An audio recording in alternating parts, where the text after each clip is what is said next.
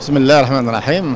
Vous savez, l'économie est en stagnation, pas depuis une année, mais depuis toujours, hein, mais surtout depuis début 2018, avec les décisions prises suite aux décisions d'austérité, suite au ralenti des recettes ou à la chute des recettes pétrolières, ce qui a conduit et poussé le gouvernement à prendre des décisions dans le sens de geler certaines activités et certains projets budgétivores et aussi de ralentir un peu la cadence de certains projets. Et ce qui a conduit le ralentissement de notre économie, sachant que la majorité de nos entreprises accompagnaient ces projets, alimentaient ces projets. Vu que ces projets, les grands projets étaient à l'arrêt ou au ralenti, cela a conduit à la baisse du rythme économique, de notre rythme économique, et ça c'est depuis 2018. Mais pourquoi j'ai dit depuis toujours elle est au ralenti notre économie ou elle est en situation dramatique? Pour la simple raison que nous avons une économie qui dépend d'une ressource qu'on ne maîtrise pas. Hein. On parle d'hydrocarbures, 95 à 97% de nos ressources en devises viennent des hydrocarbures, ce qui fait que vous avez l'avenir de tout un pays, tout un peuple qui dépend du prix du baril du pétrole. Ce qui fait que s'il y a chute du baril, eh ben c'est toute l'économie et c'est tout l'avenir du pays qui est quand même en danger. Donc moi je dis que la crise que nous vivions avant 2018 est une crise de modèle économique. Après 2018, c'est une crise économique pour la simple raison que nos entreprises ont du mal à commercialiser leur offre, leur production. Et là, on est en plein dedans. Je suis désolé de contredire certaines personnes qui disent que cette situation est due au Hirak. Moi, je dis non. Le Hirak est venu pour corriger ces imperfections. Il n'est pas venu pour aggraver la situation. Donc, le Hirak est censé corriger la direction prise depuis toujours, depuis 57 ans, notre pays, et notamment sur le plan économique. Vous savez, la question est bonne et très importante. Mais ce qu'il y a, c'est qu'il faudrait d'abord se poser la question dans quelles conditions le futur président viendrait à émerger ou à être élu. Maintenant, si on parle de président qui va sortir des élections du 12 décembre dans les conditions actuelles, moi je dis que ce sera un président qui n'aura pas la légitimité populaire nécessaire pour la simple raison que le peuple, enfin en tout cas le peuple actif qu'on voit tous les vendredis est contre la formule des élections dans les conditions actuelles.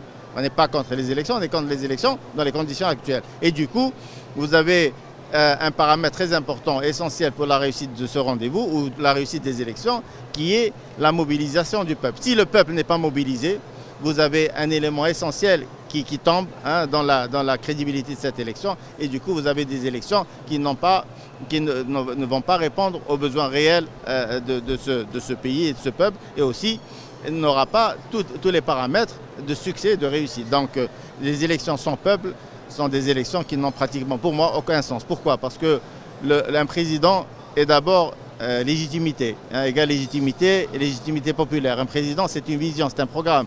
Un président, c'est la mobilisation de la masse derrière ce programme et derrière ce personnage. Si ce candidat est porté président, devient président sans cette masse populaire, sans son programme et sans cette mobilisation, ça sera un président qui n'aura pratiquement aucun sens. Ça sera juste un administrateur, un gestionnaire. Pourquoi? Parce que en général, les présidents sont portés par leur peuple grâce au programme qu'ils présentent. Et si le peuple porte ce programme-là, il va accompagner la mise en place de ce programme, il va accompagner le contrôle de ce programme, il va accompagner et veiller au succès de ce programme.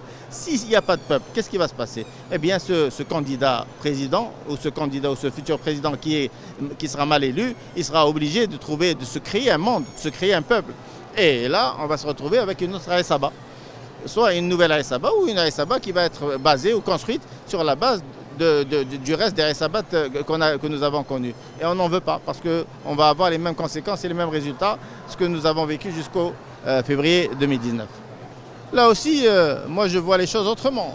Moi je ne parle pas du contenu. Je parle de la légitimité du gouvernement qui a décidé de porter ce projet, de lancer ce projet. 1. 2. On parle du timing, c'est pas le moment. On est dans une situation d'instabilité politique. Ce genre de projet doit bénéficier d'un consensus Hein, il n'y a pas eu débat autour. Le seul débat qu'il y a eu, c'était le débat qui a été enclenché avec les superpuissances du pétrole. Donc finalement, c'est un projet qui répond à la feuille de route des 5 plus grandes entreprises pétrolières du monde. Donc là, on n'en veut pas de ce genre d'approche. Ce n'est pas notre approche, ce n'est pas une approche intéressante qui répondrait aux besoins de notre pays. Et deuxièmement, on ne peut pas dissocier le secteur des hydrocarbures du reste de l'économie. Là, j'aurais pu parler d'un projet des hydrocarbures autrement s'il avait intégré une vision globale. Mais là, ce n'est pas le cas.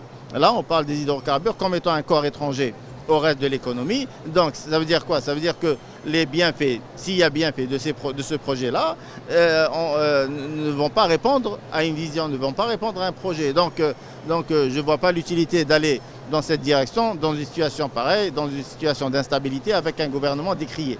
Hein. Deuxièmement, là, on nous dit, grâce à ce projet, on va essayer de dégager plus de recettes parce qu'on va produire plus, on va sauver quelques puits, etc. Mais le problème de l'Algérie, ce n'est pas l'argent. Le problème de l'Algérie, c'est la gestion de cet argent. Nous avons eu beaucoup de rentrées, nous avons eu beaucoup de recettes, nous avons frôlé les 1000 milliards, etc. Où là, on a dépassé les 1000 milliards. Nous avons fait quoi avec? Rien du tout. Hein, on parle toujours des mêmes problèmes, des mêmes difficultés, etc. Je vais aller plus loin. Moi, j'invite les responsables de ce pays, le Premier ministre, les ministres, le ministre des Finances, le ministre du Commerce, notamment le ministre du Commerce, à aller en toute discrétion, hein, tout en étant discret, visiter le centre des registres de commerce du Lido, hein, qui se trouve juste à côté du salon du livre. Il va être super étonné de la situation de ce centre. Hein. Moi, j'ai été surpris, vraiment gravement surpris par la situation de ce centre qui est censé être une vitrine de notre économie. J'ai rencontré des étrangers qui étaient obligés de prendre les escaliers parce que les ascenseurs ne marchaient pas. Et je crois qu'il est situé, le centre CNRC est situé au 5e ou 7e étage. Hein, et allez voir les escaliers, dans quel état se trouvent les escaliers, sans lumière et dans un état, enfin des escaliers complètement dégueulasses. Je ne peux même pas vous décrire. C'était avec des odeurs nauséabondes, c'était terriblement... moi j'ai failli tomber. Je vous parle en connaissance de cause. J'ai visité, j'ai été voir ce qui se passe là-bas.